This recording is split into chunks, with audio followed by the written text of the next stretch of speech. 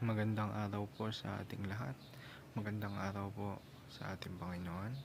Ako nga po pala si John Robin Medina at ngayong araw po, May 18, 2025, araw ng linggo ay samahan po ninyo akong pag-aralan at unawain ang mga salita ng ating Panginoon. Ang pamagat po ng ating devotion ngayong araw ay ano ang kahalagahan ng pagka-Diyos at pagkatao ni Kristo? At ang paksa po naman natin ay magmumula sa John chapter 1 verse 14. Sinasabi po dito, "And the Word became flesh and dwelt among us, and we have seen His glory, glory as of the only Son from the Father, full of grace and truth." O sa Tagalog naman po, "At naging tao ang salita at tumahang kasama natin. At nakita namin ang kanyang kaluwalhatiang gaya ng sa tanging anak ng Ama, puspos ng biyaya at katotohanan." At mapunta naman po tayo sa ating tutuan ngayong araw. Unang-una, Jesus Christ must die by becoming human. Sa ikalawa, Jesus, the God-man, reconciles God and humans. Ang Panginoong Jesucristo po ang siyang naging daan upang mag-reconcile or muling mag-ugnay muli ang ating Panginoon at tayong mga tao.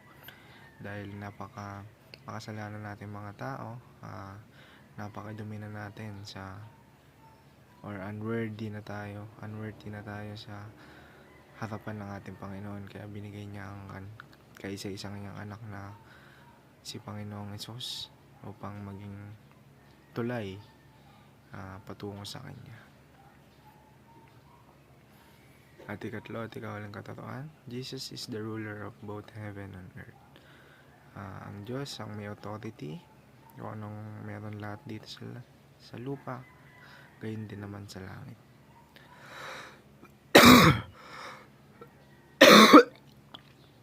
Excuse me po. Mapunta naman po tayo sa ating application. Unang-una, trust that Jesus has suffered all your suffering. Maniwala tayo, manampalataya tayo sa ating Panginoon na tinubos niya lahat ng ating mga kasalanan, lahat ng ating mga suffering is siya na ang umako. Sa ikalawa, believe that Jesus can save you to the uttermost. At ikatlo at ikauling katotohanan or applications ngayong araw is surrender all to Jesus, the great King of both heaven and earth. Surrender po natin sa Kanya lahat ng mga plans, lahat ng mga gagawin natin, lahat ng mga kabigatan sa buhay na meron tayo. At para po tapusin ang ating devotion, tayo po ay manalangin. Lord Jesus, you are the perfect union of heaven and earth, fully God and fully man. Thank you for coming near, for wrapping yourself in humanity while never ceasing to be divine. You are able to save completely and to sympathize deeply.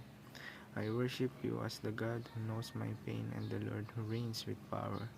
Help me to never loosen the wonder of who you are. Let this truth anchor my heart, especially in moments of weakness.